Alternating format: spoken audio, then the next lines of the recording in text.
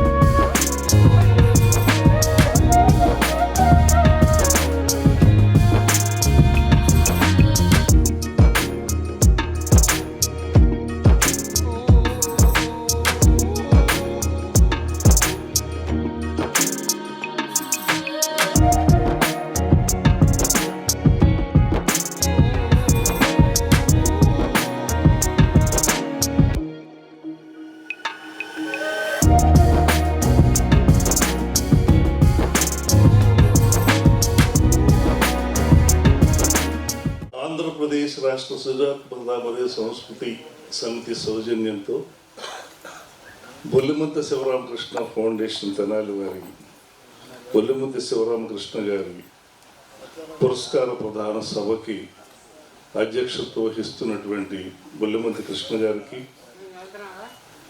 Award స్వీకరిస్తున్నటువంటి Ravibabu గారికి, చక్కటి ఉపన్యాసం చేసినటువంటి ముక్దేవి రవీంద్రనాథ్ గారికి, నేను ఈ రోజున చైర్మన్గా ఉన్నాను,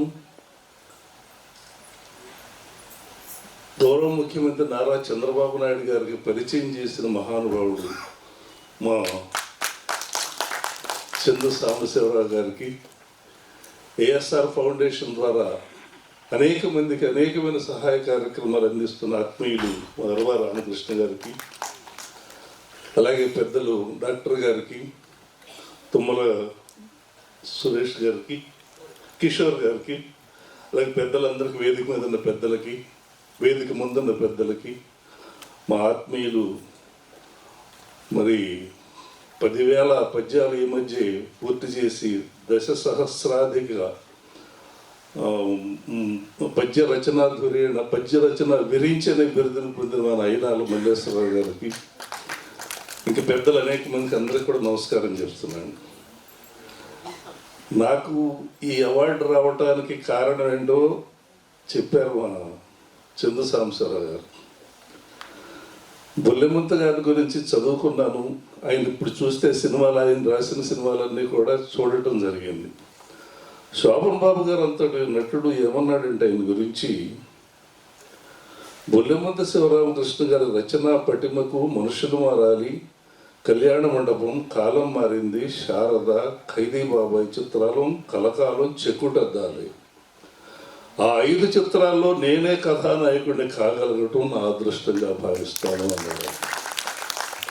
అలాగే ఊర్వశి శారద గారు, మనుషులు మారాలి సినిమాలో నా పాత్ర నా నటనా జీవితంలో ఎటువంటి మార్పు మలుపు తెచ్చింది అందరికీ తెలుసు. ఆ పాత్రలో నేను ప్రదర్శించిన నటన కంటే నా పాత్ర చేత బొల్లిముద్ద గారు పలికించిన మాటల వాడి వేడి నాకు పేరు రావడానికి ఎంతో ఉపయోగపడ్డాయి. వారి మాటలు నా నటనతో ఇంకా కాలం మారింది, శారద, నిమజ్జనం వగైరా చిత్రాలు మాకు ప్రజల అభిమానాన్ని తెచ్చిపెట్టాయి. అందుకు వారికి సీను సర్వదా కృతజ్ఞతరాలని చెప్పింది. ఎందుకంటే మహానటులుగా పేరు పొందే వాళ్ళ యొక్క వెనక మహానుభావులు ఉంటారు. నేను చదువుకుని తక్కువైనా నా గురుదేవుళ్ళందరిని ఎందుకు నేను తలుచుకుంటానంటే, మా గురువు గారు పద్మభూషణ్ అయ్యారు కృష్ణ మొట్టమొదటి వారు నాకు చెప్పింది, ముందు నువ్వు వినటం నేర్చుకోరా అన్నాడు. అందుకని పెద్దలు ఏది చెప్పినా శ్రద్ధగా విండేసరికి అది నాకు మైండ్లో ప్రింట్ అయిపోతుంది. ఇందాక ఒక మధ్యాహ్నం ఒక ఆయన చెప్పారు, సినిమా చూసి చదువుకున్న ఆయన ఇద్దరు బయటకు వస్తున్నారంట. చదువుకున్న వ్యక్తి పాట పాడుకుంటూ వస్తే చదువుకుని ఆయన అక్కడ పుస్తకం కొనుక్కొని చూసుకుంటూ వెళ్తున్నాడట. అంటే నేను అది బ్రెయిన్కి ఎక్కించుకుంటే, ఇందాక చెప్పారు మా సెన్సాంసర్ గారు మన బాలసుబ్రహ్మణ్యం గారికి నాకు గమ్మత్తైన వాగ్వివాదమే అది. అది ఏమైందంటే రామారావు గారు ఎద్దుతో పోరాడి చెయ్యి వెరగొట్టుకునే సన్నివేశాన్ని నేను యాక్టర్ కాబట్టి డ్రమటైజ్ చేసి చెప్పాను. అది ఎద్దు వచ్చేస్తుంది, రామారావు గారు నిలబడ్డాడు, అదిగో వస్తుంది, ఇదిగో చూస్తున్నాడు, అది చూస్తున్నాడు, ఇదిగో వస్తున్నాడు, కొట్టాడు కూడా పడిపోయాడు అన్న. అరే సరికాడు, వెంటనే మళ్ళీ రగడెత్తుకున్నాం. ఈ ఇంప్రవైజేషన్కి బాలసుబ్రహ్మణ్యం గారు లేదు నేను కాదు నువ్వే పాడాలి ఇది అన్నాడు. ఇలా ఉండాలంటే అని చెప్పాను నేను ఆయనకి. ఇది కాదు నువ్వే పాడేసే అంటే, శాశ్వతంగా నందమూరి రామాయణంలో నా పద్యాలు నా డైలాగులతో పాటుగా ఈ బుర్ర కథ కూడా ఉండే అదృష్టం కలగటం నా జన్మసుకృతంగా భావిస్తాను. ఇవి ఒక చదువుకుంటేనే వస్తాయి. నేను పద్యం రాస్తే రాసిన తర్వాత భయం వేస్తుంది నాకు. అయినా వారు అని పాపం ఆయన చాలా ఎప్పుడు మీటింగుల్లో ఉంటాడు, ఎప్పుడు చూసినా పాపం ఎవరో ఒకరు సన్మాన పత్రాలు రాస్తూ ఉంటాడు, ₹1 ఆశించడు. ఇటువంటి మనుషులు మనకు చాలా దొరకరు కదా. అయినా సరే 2 నిమిషాలంట, ఓకే చెప్పండి గురువు గారు అంటాడు నన్ను. ఆయన MA చదువుకుని పెద్ద టీచర్ అయ్యండి నన్ను అంటాడు. ఇదిగో రాశాను, మొత్తం గణాలు ఎత్తులు అన్నీ చూస్తాడు, బాగా రాశారు. ఆ మాట నాకు స్ఫూర్తినిస్తుంది. ఎందుకంటే ఒక తెలిసిన వ్యక్తి నన్ను సర్టిఫై చేశారు కాబట్టి నేను పద్యం రాయొచ్చు. ఆత్మవిశ్వాసాన్ని కలిగించడానికి కారకులు చదువుకున్న మేధావులే అని చెప్పేసి సవనీయంగా నేను వారి పాదాలకు నమస్కారం చేస్తాను. ఎందుకంటే కాలేజీలకు వెళ్ళే అవకాశం అందరికీ ఉండకపోవచ్చు. నాకు ఎందుకు లేదంటే, నన్ను మా నాన్నగారు పాపం చదువుకోలేదు, ఏదో చదివిద్దామని ట్రై చేశారు, 10th అయిపోయింది. వెంటనే ఊళ్ళో బ్రహ్మంగా నాటకం మొదలుపెట్టారు. హార్మోని శబ్దం వినేసరికి నరాలు లాగేస్తుంది. బెజవాడ వెళ్ళాము, LME సీట్ వచ్చింది నాకు. అప్పుడు పెద్ద కాంపిటీషన్ ఏం లేదు. ఆ రోజునే వంగబెట్టి రాధా గారిని చూశాను. ఆయన బుల్లెట్ మీద వచ్చాడు అయితే పొలిటికల్ కాలేజీకి. అందరూ చెప్పుకుంటారు ఆయనకి ఎన్ని సీట్లు ఇచ్చేస్తారు, తీసేసుకుంటున్నారని. నాకు ఇవ్వకుండా ఉంటే బాగుండు అనుకున్నా, కానీ నాకు సీట్ ఇచ్చారు.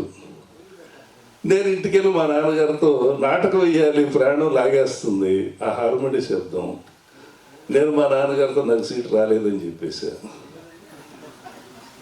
అంతే, అది బతికేమైపోద్ది, ఇవన్నీ ఏం ఆలోచించలా. కానీ ఆ నాటక తల్లి ఇలా మేము ముందు నిలబెట్టింది. ప్రధానమంత్రి PV నరసింహారావు గారు అంతటి వ్యక్తికి నా నాటకాన్ని మళ్ళీ బెంగళూరులో నేను ఒక సీన్ చేశాను. ఆయన ఎవరో చీఫ్ గెస్ట్గా ఉన్నారు, గెస్ట్ హౌస్లో ఉన్నారు.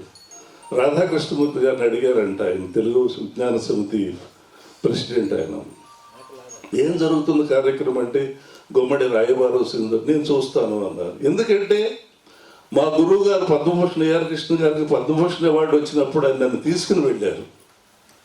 ఢిల్లీలో మళ్ళీ PV గారు మళ్ళీ వాగురాల గోపాలకృష్ణయ్య గారిని, కాళోజీ నారాయణరావు గారిని, మా గురువు గారిని ముగ్గురిని లంచ్కి పిలిచారు. ఆ లంచ్కి వెళ్ళిన మా గురువు గారితో పాటు నేను వెళ్ళాను. వెళ్ళినప్పుడు మా గురువు గారు పరిచయం చేశారు, వీడు కొంచెం బాగా పాడతాడు అని. పాడు అన్నారు ఆయన. ఏదో పాడాను, వీడు గొంతు వీడు పీక మంచిది అన్నారు, కానీ ఇంక బాగా పాడావనే చెప్పలే. ఆ అభిమానంతో నన్ను గుర్తుపట్టి అంతటి మహానుభావుడు నేను చూస్తాను గోపాలకృష్ణ నాటకం అంటే ఆయన పరిగెత్తుకుంటూ వచ్చారు రాధాకృష్ణరాజు గారు. నా సీన్ అయిపోయింది, నువ్వు వేషం తీయొద్దు. ఏమిటి అంటే పెద్ద ఆయన ప్రధానమంత్రిగా నేను చూస్తా అన్నారు. ఓరనాయన అని చెప్పేసి ఉండి ఆయన వచ్చేసిన తర్వాత దాదాపు 20 పద్యాలు పాడినా కూడా బాగుంది బాగోలేదు ఆయన సంతోషపడుతున్నాడా అని చెప్పేసి అదేం ఉండదు. ఆయన పివి నరసింహారావు గారి నుంచి ఎక్స్ప్రెషన్స్ ఏమి ఉండవు, వింటాడు అంతే. దీనికి నేరేడు వేణుమాధవ్ గారు మంచి జోకి చెప్పాడు. ఆయన ఫ్రెండ్స్ బ్రహ్మాండమైన మిమిక్రీ చేసి ఆయన ఏం నవ్వబోతుంటే అడిగాడట, ఏమండి ప్రపంచంలో ఎంతో మందిని నవ్వించాను నేను, కనీసం మీరు మొహంలో చిరునవ్వు కూడా లేదేంటి సార్ అని అడిగితే, ఎంతసేపు నవ్వుపించినవా అన్నాడట.